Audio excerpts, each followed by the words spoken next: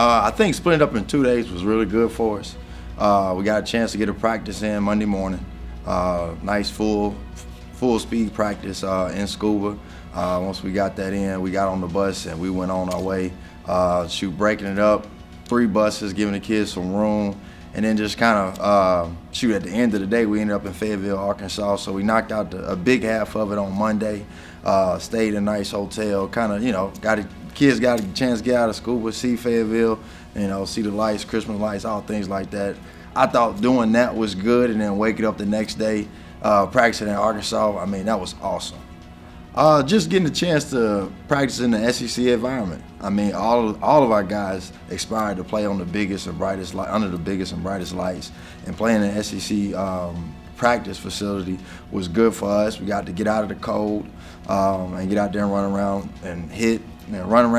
Play fast, things we all like to do, but not any distractions of the weather or anything like that. And they have a really nice indoor facility, and so for our guys to go out there and get a good quality practice, 2 days before the national championship was real big for us.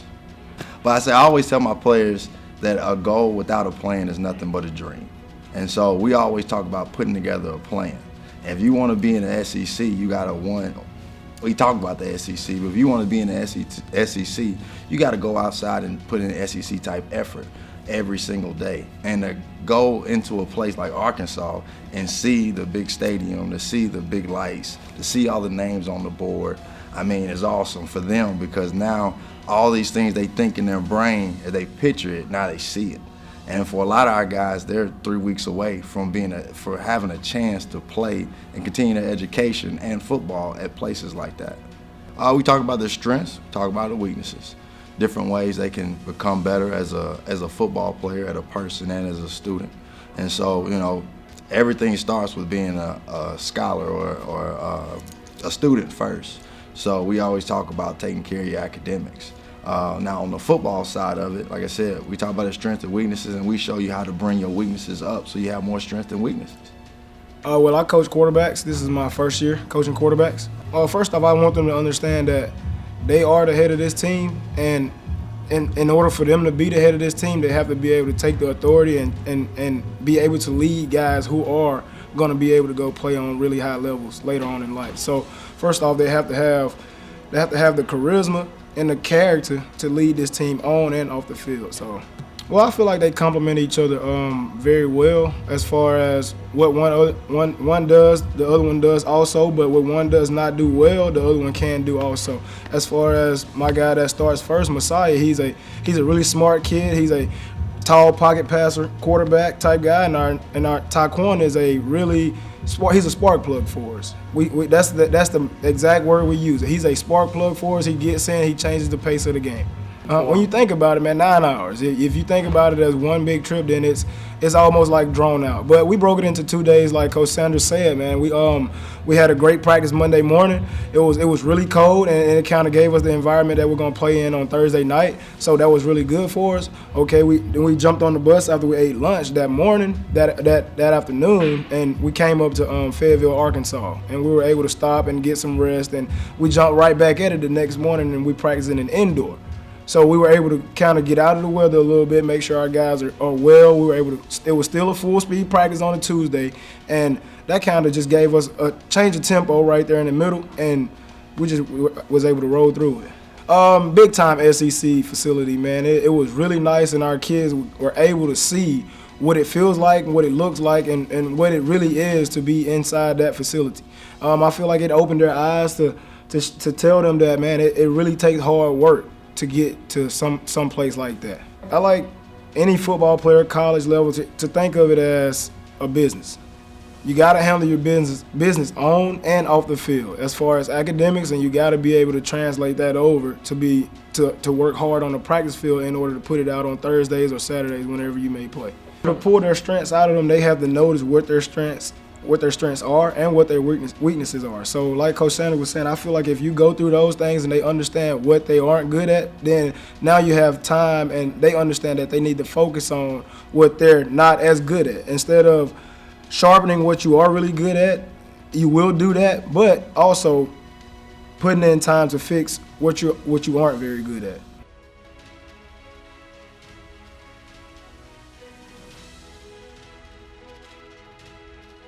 I was really excited because I know how much the kids really enjoy just being able to be around, positive role models and that sort of thing. And I was really excited because I enjoy football. My whole family comes from football, and how much of an impact it has on a lot of people and the teamwork and everything that it stands for. I think somebody just spending time with them, somebody just being interested in what they had to say. It's a change from our regular routine. I mean, who doesn't like having a bunch of massively huge football players coming in and spending time with you? It's quite an experience. So I think they had a ball. The cheerleaders, Coach Stevens was amazing. Even after you all left, the kids were in the hallway. I was in the hallway. They were so excited still about hours after you all left. You all came together as a team, and we're just there for the kids, and that's what's really important for us. So, I think it was awesome. The one thing that we try to teach is they're in school, and even in elementary age, they're here for a reason, and that's their future goal, what they want to do for a living. And to have college students come in that play sports, that can attest to the rigor that it takes to achieve that goal is an opportunity that we love to have. Really, it just made me think of the future, really, honestly, because we're going to do a lot of that at the next level where I'm going. So it really touched me in a way. And what caused you to be so compassionate towards the children while you were there? I got a lot of younger brothers that really look up to me, and I felt like they was looking up to me at that time, and I needed to be that role model for them. And who was probably your most special person in your life like that? What did they do to connect with you that way? Really, just my mom. Really, honestly, she touched me in a way every time when I get down. So really, I just feel like I needed to be there for them young kids today. Just really leadership. I'm big already, so when I walk in the room, I set a tone, and then I play football, so they're already looking at me in some type of way. What helps you focus on helping people like that? Really just my brother. My brother really didn't have a lot of friends growing up. He was really kind of set away from a lot of other people because they talked about him, and that kid just was walking by himself, and I just looked at him, took one good look, and I know he needed me that moment. He actually, the basketball goal was a little bit tall. He wanted to dunk it, so I actually picked him up so he could dunk. Deontay. Have you missed Deontay since you've been playing at EMCC? Oh yeah, a lot. I went home last week actually to watch him for the first time that week. Okay, and does Deontay enjoy his big brother coming to see him? Yes, sir. What does he enjoy most, you think? Just me being at EMCC, and then next semester I'll be at the University of Tennessee, so that really made him feel like he was special at that moment. The thing that is incredible about our students is we have won awards the last 2 years in a row in reading and math. The demographics that we have here, the kind of family lives, that doesn't stop them. They've demonstrated over and over again that they have that kind of spirit to achieve these awards. Our school, Westside Elementary, has students that come from diverse backgrounds, and I think there's that connection there that It doesn't matter where you come from. It just matters, as your athletes were talking about, a belief in yourself. If you can believe in yourself, and it doesn't matter what anybody has to say about you, because some of your athletes said that there were people that told them they couldn't achieve their dreams. I think that's a message that needs to be said, as often as possible.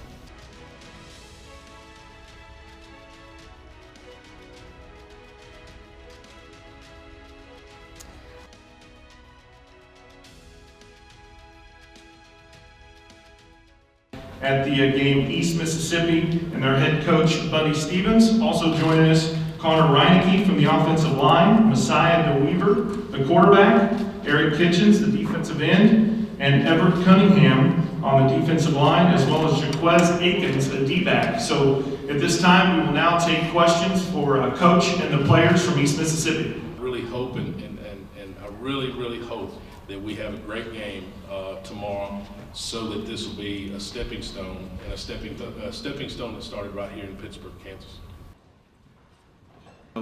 Very happy to have, our number 1 and number 2 national ranked football teams here in the house tonight. So I hope the experiences that you've had at these colleges, the experiences that you've seen on the national levels will last forever. Because tomorrow you will be on national television. That is the first time for the NJCAA. When you play this game, baby, you strap it on every time that ball is snapped. Don't forget that as you watch. Go Lions. Coach Sims, Mr. Ruda, Coach Sims, guys at Garden City Community College, congratulations on you guys getting here. We can all talk and have a lot of talk going on, but I think it's very important that we play a clean, hard-nosed, tough game. Look at all that. We good. So what? Oh yeah. It's up. It's pretty good. I've had a chance to meet Coach Stevens before, had a chance to interact with Coach Sims a little bit in the past, so really excited to see both teams head-to-head tomorrow. Just having that neutral site and being able to bring two teams from the outside in and playing this game in that manner, it's going to add value no matter how you look at it, so really excited about that. So we're the official fundraising partner of the NJCAA. First, I'd like to say thank you because we work with the majority of them. I think we work with 11 out of the 14. So first, I'd like to say to the decision makers on those campuses, athletic directors, thank you very much. It means the world to us to be able to have a relationship with them, support them in any way that we can possible. I mean, this is a great chance for these kids to have their stories told. I mean, they fight over odds, over adversity, over hardships, and they become a big part of the fabric of college football at a national level. Numerous players in the SEC and the Big 12 and the Big 10, and the fact that it all starts here and that these guys can go on and play at another level is a great opportunity. And the fact that a lot of times their stories don't get told, and the fact that they get to be on national television for the first time. I mean, as you know, you got to play on national television a lot, so for you, probably no big deal. But for these guys to get that first chance, it'd be awesome for them to have their stories told. That, and we should have a great game with the top two teams. Now, what is your role as the analyst? I tell you why it worked or why it didn't work. Right? That's it. That's my job. Is if something happens that's great out there, I'm going to tell you why. Right? If something happens that looks a little messy, I'm going to tell you why too, but in the nicest way possible. I'll tell you what, I've spent a lot of time reading bios, right? Looking for stories, doing as much research as possible. It's like studying for a test. I've got to be able to go out here and during the broadcast on Thursday, tell people about the different styles of offense, the different styles of defense that we're going to see, why special teams are important. I got to be able to tell those little stories that Jeff gives me and talk about why it's important for this kid to have this opportunity to keep playing football.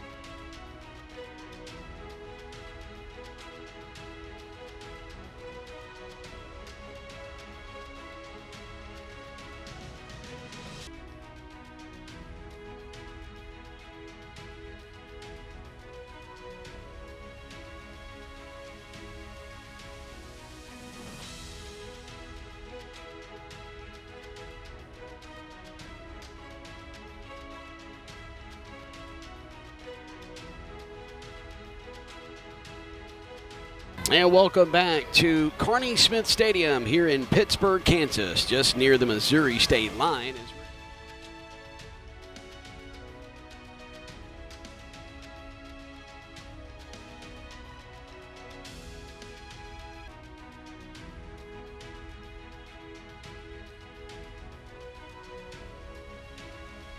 That McIntosh flank to his left. Here's the snap. Pulls it from the belly of McIntosh. Going to run around near side. Gets to the numbers at the 25. Is going to bowl over a defender at the 26. Nice run. Going to give him 6.5 yards. 2nd and 3. Pocket collapses. Fires it for Drummond. Caught it. 45-yard line. He's in Broncbuster territory. Hit hard. Out of bounds. Somewhere around the 43 of the Broncbusters. 2nd and 10 from the Broncbuster. 36 for the Lions. Leave it with McIntosh. Big hole up the middle inside the 30. Sidesteps. One man at the 20, and he'll fall down there. Deion McIntosh with a big run up the middle for a first down. Here's the snap back, the hold, the kick. It's high, it's end over end, it's towards the goalpost. Is it good? Yes! And EMCC will lead it 3-0. Snap to DeWeaver, screen pass near side to Reddick. Reddick's going to break one tackle, gets out across the line of scrimmage, and now dives forward up to midfield. Lifts his right leg, bobbles the ball on the snap, now recovers and will be hit in the backfield, escapes that would-be tackler, now throws it to the sideline. Is it called by Brownlee? Yes, he caught it. They're coming after DeWeaver. He'll turn to hand it off to McIntosh, tries to spin right, spin left as he got into some traffic, gets free somehow. It goes across the numbers at the 40-yard line, and that's a great run on first down. It's going to bring up 2nd down and short. The snap from the shotgun, tunnel screen to Drummond near side. He catches it, has great blockers with that bubble screen, and he's going to have to fight off some tacklers around the 49. Near hash, 44 seconds to play in the first quarter. Garden City trails by 3-0. Intercepted. He threw it underneath, and it was intercepted down the numbers on the far side. ZMCC and the interceptor, they're crowding him up. And I think that's going to be Anderson. Yes, it is. Going in motion out of the backfield is Keon Moore, and Ulmer's going to keep it himself, come around the right side. He's going to get inside the 35 down to the 34.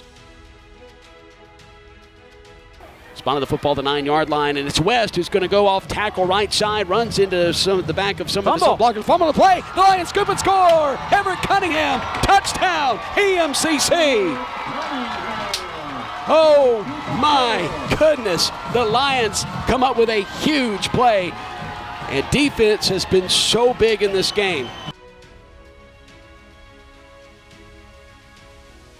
West is going to be flanked to the right of Moore, bobbles it, now he'll take it right up the middle. He's hit by Kitchen, and Kitchen's going to drop him at the 40-yard line. He fell forward for a yard, but was hit at the line of scrimmage.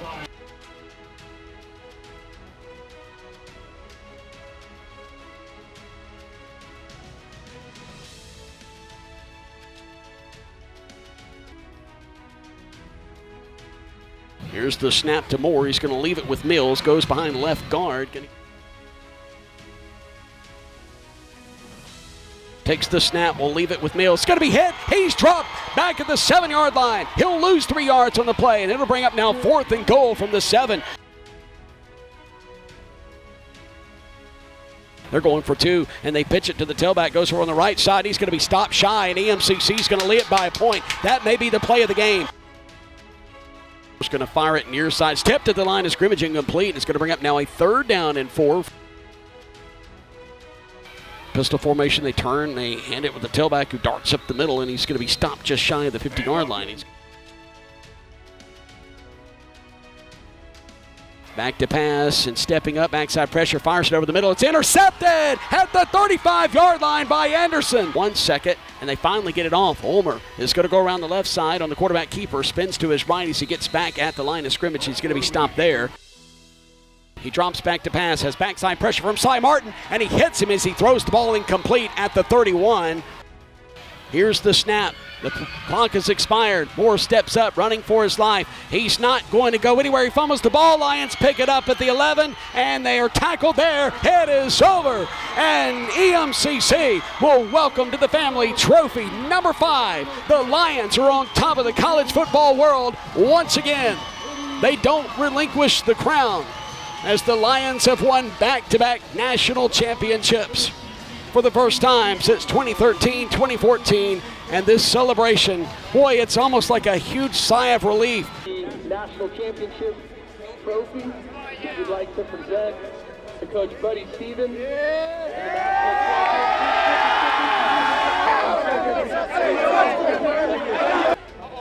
On behalf of the team sponsor, I want to congratulate the player of the game. We are making this donation in his name to the East Mississippi Community College General Foundation.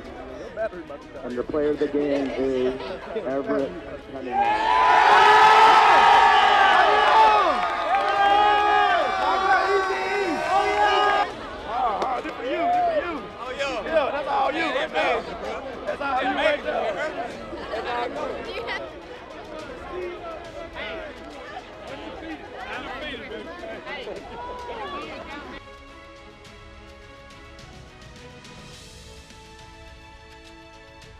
As a kid told me, you know, him and Eric Kitchens, both two kids that I recruited, and that's local Mississippi guys, hard-nosed, and they told me, Coach, don't worry about nothing, we got this. And when a player tell you they got this, them two guys, I take them anywhere and back alley with me, and they was ready for it. They was ready for the challenge tonight. You know, as crazy as it sounds, I never thought we were going to lose. I never thought we were going to lose. I always had a comfortable feeling about the game, even when the game first started.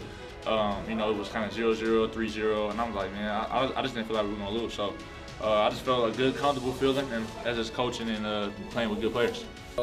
Really, just playing ball, playing free. This is my first time all year being able to play without responsibilities, and I got a chance to expose my talent and show people I can play all over the place.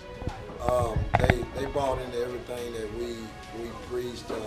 They was ready to play last night. Once we left the banquet, they was ready. It just seemed like it took so long to get to the actual game. And we practiced hard. Their hard work finally paid off. You know, the ultimate game, you had the best two teams in the country right now playing. And Garden City was a good football team. You know, we've been practicing the swinging gate, that play on the two-point conversion right there. We practiced that all year long. And it's the first team to run it, week 12. And you know, we worked that option to the right, and our guys stoned it. And you know, we told them if we could stop them, we could stop them from running the football. We had a chance to win this football game, and our guys knew they was coming in, that they were going to win the football game. It was just a matter of us taking care of us, and they did that. Them guys played their heart out. From the defensive front, they played great. The linebackers, and then the DBs coming up with an interception at the end to seal the deal. It's a dream come true. You know, we worked all season for it, all year. Really, I got there in January, so it's just a blessing. You know, it's everything I dreamed of. Really, my first real championship. I lost in high school, state championship, so my first one. It feel really good. I ain't never really won nothing in high school. Coming from a small school, a lot of people overlook me and my twin brother, and it just feels good to be able to show people what we really can do. And small time players need love too. For all the kids out there watching me, man, chase your dreams. Guys played really hard. I think we did a lot, showing them different fronts all night long. I think our guys played really hard. You know, we made a couple of adjustments. I think the turning point in the ball game was probably the two-point conversion. We'd worked on that several times. Actually, we didn't have the right personnel in for that particular play, but our guys recognized it, lined up to it, and defended it well. Is that what you wanted? Did you try to bait them into running the speed option? No, we weren't baiting it into it. We were playing. I mean, we were struggling, you know, and we were playing hard. And you know, offensively we struggled all night, but defensively we weren't trying to bait them. I mean, hats off to Coach Sims. He could have very easily gone and gone for the tie right there and kept playing on. And you know, we weren't able to do much on offense. How does this title win compared to the other one? This one's sweet. It's sweet because it's back to back.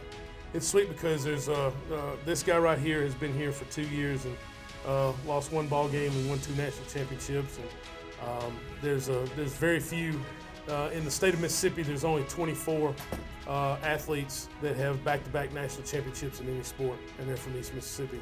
And now there's more. I guess there's, 30? Almost 30 now from this team. So that means quite a bit to us. Yeah, it's overwhelming, going out there, playing my best. Coach coached me up on the sidelines at practice, just playing my part. Just playing my part. Oh, it was just in my hands. I just scripted out, just making a big play at a big moment. I try to carry the globe, carry the offense. I try to do whatever I can keep the drive going. So putting the low on my back, no problem. I feel like if I needed a little bit crease, I could have, creased something, keep the chain going. Coach, how surprised were you that this game was as defensive themed as it was? Not. I mean, I felt like we could move the ball against them, and I felt like we were just one play away, always one block, one play, one something away. Give them a lot of credit. I mean, gosh, that's a good football team. I mean, you look at that football team, and that's a huge bunch. I mean, if you sit there and looked at them, you go, I mean, there is no way that our guys are going to be able to hold up. But I mean, we play some good ball in the SIP, and I think the guys play so hard for each other.